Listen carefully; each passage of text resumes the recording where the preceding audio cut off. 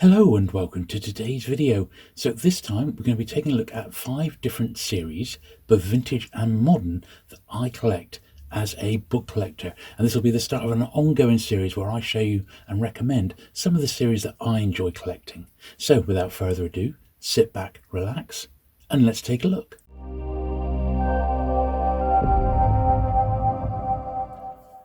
Okay, so the first series we're going to look at is Glance SF Masterworks. So these are actually being published to this day, and they publish about, 8 to 10 new books each year, sometimes more, sometimes a little bit less. But yeah, published in the UK by Glance. And these are the creme de la creme of science fiction masterpieces, and they are indeed, on the whole, classics. Now, although the cover price on these is about £8.99 each, there's lots and lots of them available for far less than that. In fact, I found them brand new, unread, for as little as £3 a book. So do a little bit of searching on Amazon and eBay and you will come across them. And they really are classics. They're great authors here, coupled by Philip K. Dick there. Invisible Man, obviously that's quite a thin little book, and it's still the same price, £8.99. But what a jacket on it, and they really do build up into quite a library. I really would love all of these, but we are looking at, I believe, a couple of hundred books, maybe not quite that amount, but quite a few. And when the series first came out, which was best part of almost 20 years ago, I'd say now, they actually released some in hardback. I think they did about a dozen, and then there's another 10 or so that you can still buy today in hardback. But of the real classic stuff like Dare the Triffids or June by Frank Herbert.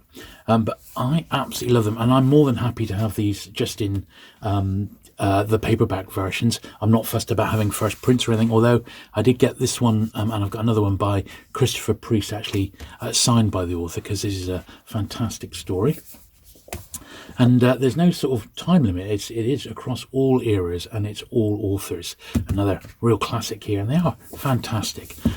It's a great way to build your SF library. Some of these I've definitely got already in different publishers, but having them in these beautiful editions, if you have a look, they're so well made. They're really nicely designed and printed, easy to read. I mean, they're just an absolute delight, really, and I think you'll be very, very pleased with them. This was the last one I read, which was The Forever War. God, that's a brutal bit of science fiction. Fantastic. Absolutely fantastic. What a lovely edition to read it in. I mean, it really is fantastic. I took this to work with me because we had a bit of downtime, and I just thought, yeah, I'm getting through it. I'm loving it so much. I took it to work, and that cover just attracted so much attention. People were just like, wow, what's that? And I had to start telling them about the book, you know. So there you go. Yeah, sometimes a great cover can attract the eye. And another Philip K. Dick one there. Even the spines on these are sort of uniform, and they do look really, really great together, as you can see. It's just fantastic. So yeah, that's my first sort of recommendation. And what I'll do with these videos is this video is going to be the first of a series. I'll look at sort of 5 different sorts of series that I've been enjoying collecting, and I'll share those with you. So on to the next one. So I wouldn't really be able to do a series about books that I love collecting without mentioning Penguin books, so I thought let's get them out of the way in the very first video. So the ones that I brought down today are all sort of late 1930s, sort of between 1936 and 1939, only because they were the ones that were easiest to grab. But I thought they represent really, really nice, iconic early Penguin editions, and there's lots of different colours for us to have a look at as well. So this is obviously the classic green Penguin Crimes, and these are probably the most recognisable ones next to the orange ones.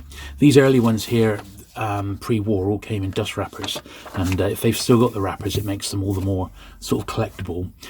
With Penguin, I have been a bit of a stickler, and I've tried to just stick to first editions, which has caused me some anguish over the years, and I've still not quite got my full set of the first 1,000, although I am getting quite close now. I just need about 7 to finish them off now. So it'll happen eventually. But there are people who, just collect the crime ones. There's people who collect the travel and cerise ones. Here's an example of a really nice orange fiction, which is the next most common one, of course, after the crimes. Most people know sort of those 2 covers, but coloured covers, but there may be a few that you don't recognise. So the grey ones they produced as like World Affairs. This is an absolute favourite of mine, Hiroshima, where John Hershey did a a magazine article for the New Yorker in the States, and the entire issue was devoted to this one basically extended essay, and Alan Lane, Penguin's publisher, managed to get the rights to it and get it published within like 6 weeks of the New Yorker being printed. It's an absolutely phenomenal feat of publishing. Here's another orange one there, little C.S. Forrester, the Hornblower author, but it's a non-Hornblower one. You got the blue ones there, that's like a biography title, quite early. Here's the Cerise, it says it's marked Travel and Adventure. And I said there are collectors who just like the Cerise ones. This is like the yellow colour. This is like miscellaneous, so puzzle books, crossword books, anything that didn't quite sort of fit into the main series. This is Edward Lear's Nonsense Rhymes. This one's like essays and Bell's Letters, they're called. Nice copy of that, Grey Wolf. Another like familiar name in the orange format here for fiction. Ghost Stories of an Antiquary, M.R. James. Now, if you do decide, if you've fallen in love with the Penguins, and I did very, very early on, probably the first, these and Pam were the first paperbacks I ever sort of started collecting. There's an awful lot to collect, so you may want to limit yourself. One of the big attractions, of course, is that they are all numbered, so if you might want to get the first 100, the first 500, the first 1,000 is perhaps the most common goal with Penguin Books. And there's of course lots of offshoot series, specials, Puffin Books, you know, the Pelicans. There's loads of avenues to explore when you're looking at vintage Penguins, but these are just part of the main series and quite a good, like, you know, selection. Now, if you do decide to collect, the one book you're going to want to pick yourself up of, and this is very, very easy to get, is called The Penguin Story. So this one came out in 1956 for Penguin Books' 21st birthday. And it tells a little history of the imprint from hardback into paperback. And the main thing for collectors, apart from it being an absolutely fascinating book, it's really, really beautiful, and it's the pinnacle of Penguin design. It's just every single page is an absolute delight. But as you can see, at the back it has the full Penguin catalogue, every single book from every single series up to 1956. So there are people who think, well, I'm just going to get the first 20, 21 years, you know. So here they all are, the main series, right back to number 1.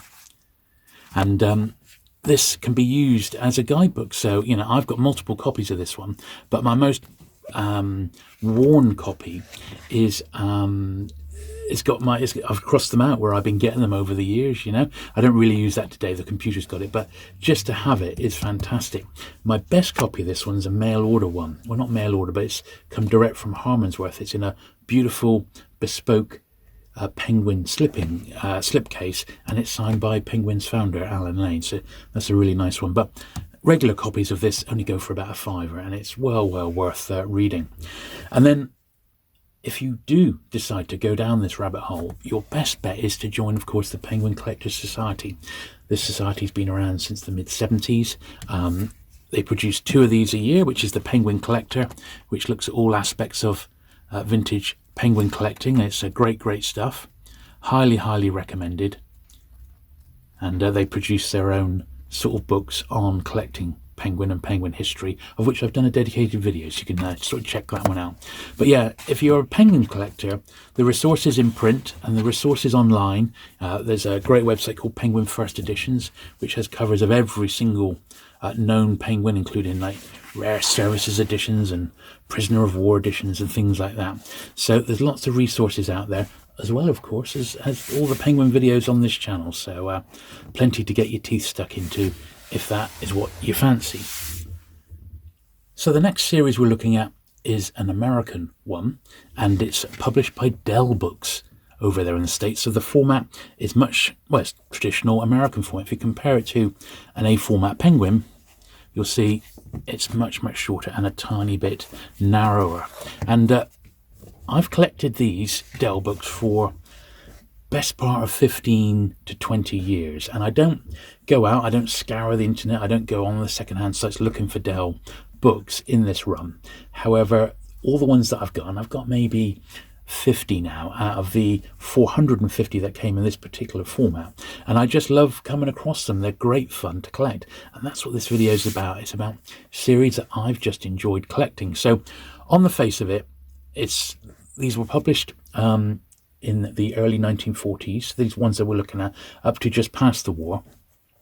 The books are often abridged, so I'm not really a fan of that. So I got to admit, I've not read many of the actual books here, but I've collected them for these beautiful, on the whole, sort of airbrush covers, and because they have one very distinctive gimmick, which is with a crime map on the back cover. So this is The Body Missed the Boat by Jack Iams, and on the back it's got a map, sort of a scene of the crime, as it were, so you can sort of follow along as you read the book. So this one's in Africa, so it's got a map of the entire sort of continent with 3 places marked out, and then Hilary Judd's house, scene of the murder in The Body Missed the Boat. So it just sort of sets the scene a little bit. It was a gimmick for sure, but it was a gimmick that was a bit of fun, and I brought down just a few to show you now. Here's an author you might recognise, Agatha Christie, Secret of the Chimneys. And Agatha Christie was equally popular in the States as she was in the UK. A bit more of an elaborate map on this one, and some of them really are terrific. As you'll see, I brought down some great ones, so lots of different places and locations. On the whole, the map backs were laminated, but when you find them in the UK, it's often ones that have been round the houses a bit, and the laminate starts to peel off. So once again, I just grab what I can. Also worth pointing out that the Dells are numbered. So this is 274, this is 199. As I said, for the ones with the map backs, you've got about 400 to 450 for you to track down if you want to get them all. This is number 132 here, and it is still laminated. The Visitor, The Cunningham Homes, scene of the mystery in The Visitor. They're absolutely great, aren't they? They really are a bit of fun. The Footsteps on the Ceiling, number 121. Skeleton Island. They're great, aren't they? It is nice to find these in nice condition, but they just don't really turn up like that. When I went to the last London Paperback show, of just pre-pandemic, I was able to pick up quite a few for about £3 each, about 20, and I was delighted to get them for that, because they just don't really turn up in the UK like that. This is The Last Express, The Heidi-Ho nightclub, scene of a murder in The Last Express. That's great, isn't it? They're really, really nice. But as I said, in a lot of cases, the books have been edited. They're abridged, which is not great. Not all of them, but some of them. All the sort of the interesting ones. I guess they had a page count that they needed to stick to. That's the only thing I can really think of. I was just looking for an exact date on this one. The original copyright is 1937, but that's not when these were published. They're sort of early 1940s. Here's another one here, The Case of Jenny Bryce. A bit more the worse for wear. But this one, you got some road markings there across the river and what have you. Another one of my favourite covers. This is number 39, Murder Challenges Valcour in the Lesser Antilles case. The boats there. The back covers were all designed by a woman and drawn by them, and I cannot remember her name, but if I remember, I'll pop it in the description. This is a nice early one, number 25, Speak No Evil. Still got a lovely gloss to it, the glossy covers. Major Dackins, and you can just sort of see the plastic starting to come off these. So if they're complete with the plastic wrap, then you're doing very, very well. Here's a P.G. Wodehouse, big fan of his. Leave It to Smith, a Blandings title. And there is the map of Blandings, which is pretty cool, isn't it? So if you're a P.G. Wodehouse fan, this is a real novelty item, really. But, picking up the Dell map backs today, they tend to go, if you find them over here and they're in average condition, they're sort of like £3 to £5 a pop. Really? Yeah, so there are certain authors which are a little bit more expensive. Dashiell Hammett, the Continental Op titles, they're quite dear. But they're the exception rather than the rule. And the Dell map backs is definitely a series that you can pick up without breaking the bank. It's just they are quite tough to find in the UK. That's the slight downside. So I've been a huge fan of Doctor Who all my life, basically. And when I was growing up, the Doctor Who Target books were amongst the earliest books I ever read. In fact, I'd say they probably taught me how to read because they were books I wanted to read. So I just read them and read them and read them. In modern years, I've gone back and made a point of getting the handful of books that came out before the Target books of the 1960s. So you had sort of Doctor Who and the Daleks in paperback, that is, of course. The Dalek Pocket Book here by Panther. This is a really nice one, published on the back of sort of Dalek Mania. And you had Doctor Who and the Crusaders, another early one from Armada Books, Green Dragon. And then the David Wood one also came out in the States as an Avon book.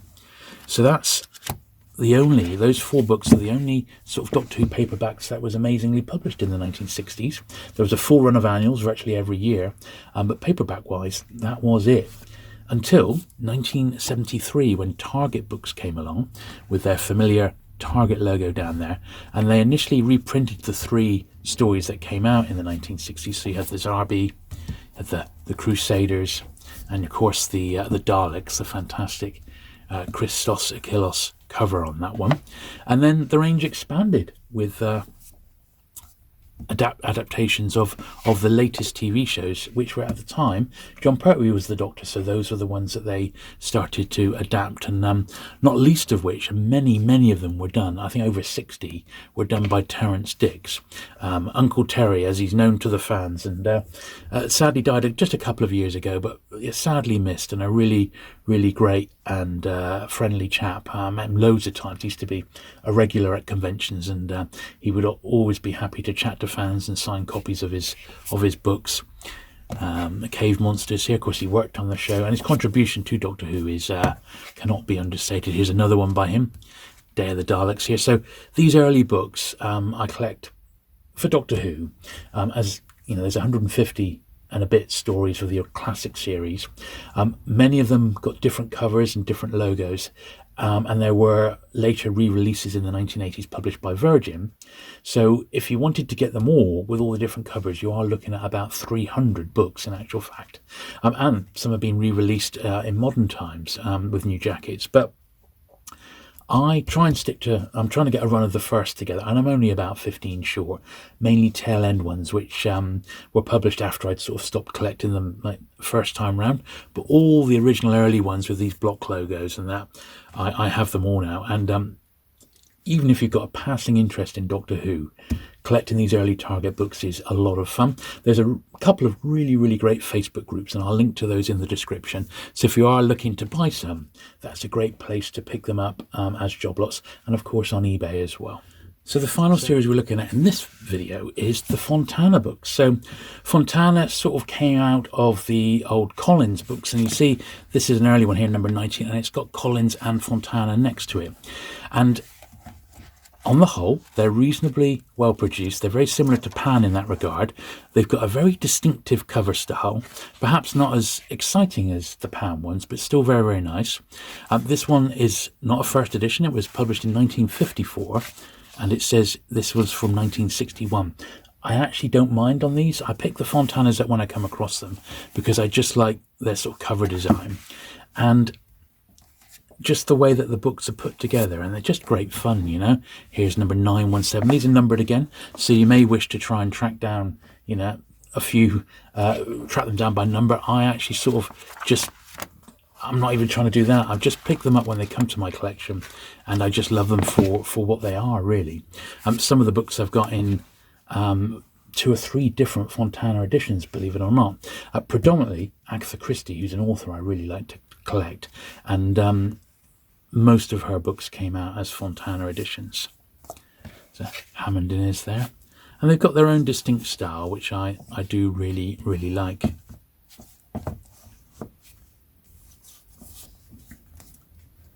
These are, once again, they're all numbered, so, but the numbering it's extensive. I mean, you're talking a couple of thousand, so whether you want to go down that route, I don't know anyone who actually seriously collects these, like trying to get them all. I don't know anybody. So if that's you, I'd like to know. They don't tend to turn up in really top condition, so when they do, I grab them. And as I said, I don't even mind if they're reprints or not. So that one there is a really nice copy, number 186. Is it a first? That one actually is a first from 1957, but generally speaking, they're not around like that. So if you come across them, I think they're worth grabbing. There's another one there, and really sort of good authors. And then, of course, later on, they got artist Tom Adams to redo most of the Agatha Christie books, and these have got these really distinctive ones. These started in the late 1960s and they worked their way through into the early 80s. My all-time favourite Tom Adams one is this one, which is Destination Unknown. Absolutely beautiful Salvador Dali-esque psychedelic cover there, which is very much of the time, 1967. And here's another favourite of mine, the mirror cracked from side to side. So Fontana Books, I think there's a lot of good stuff in there. They're not that expensive. This is a bit of a bargain, I think, particularly if you don't want first editions. You can pick most of these books up for £3 to £5 or less if you get lucky. So worth hunting out, and they make a beautiful vintage paperback collection. So there we go. I do hope you've enjoyed looking through those books today. I certainly enjoyed getting them out and talking about them. If you have, do please give the video a thumbs up. Do please hit the subscribe button if you've not already for regular vintage paperback content, and I'll look forward to seeing you again very soon. Bye.